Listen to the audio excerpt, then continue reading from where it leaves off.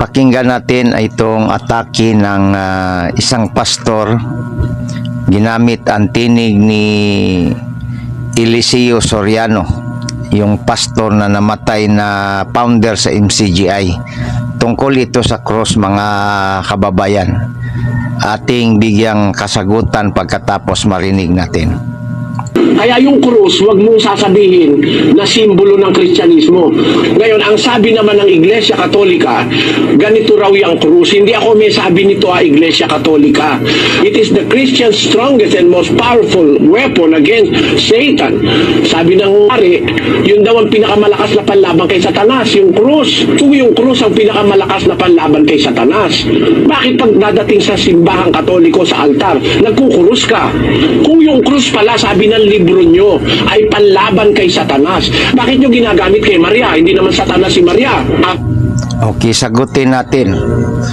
Unang-una, ang cross ayon sa mga diksyonaryo, cross is the sign of Christianity. Yan ang sinasabi ng mga referensyang dictionary.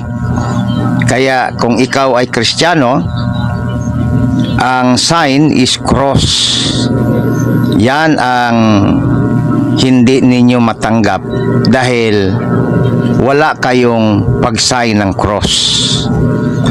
Number 2, bakit daw tayo nagsasign ng cross kung ito'y panlaban kay Satanas? Bakit daw kung kaharap sa altar kay Maria nagsasign ng cross? Ang sagot natin dyan ganito. Nagsasign kami ng cross dahil hindi lang isa ang meaning sa sign ng cross. Ang sign ng cross may kahulugan na kami ay nag-express na kami yung tinubos ni Kristo. Kaya nagsasign kami ng cross. Pangalawa, ang pag-sign ng cross ng Katoliko ay panlaban kay Satanas sapagkat ang mga demonyo ay ayaw sa cross. At ang sabi ni Kristo, ayon sa Pilipos 3:18, maraming mga tao nakalaban sa cross ni Kristo. Kaya kung kami man ay nag-cross, hindi isang kahulugan lamang.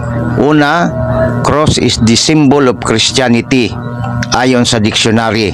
Pangalawa, cross is the sign of expression of Catholic faith. Kaya kung mag-cross kami, hindi ibig sabihin na si Maria hinarap namin ang kanyang larawan na siya ay demonyo.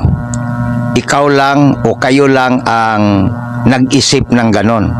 Pag-sign namin doon sa altar, that is expression na kami ay tinubos ni Kristo, isang Katoliko. That is sign of the cross. At ang pangatlo, ang cross ay pangtaboy kay Satanas sapagkat ayaw ni Satanas sa cross na ang sabi ni San Pablo, uulitin ko sa 3:18 ng Pilipos, maraming mga tao na kaaway sa cross ni Kristo. Baka isa kayo roon sa sinasabi binabanggit ni San Pablo. Yan po ang sagot natin. Maraming salamat at magandang araw sa atin lahat.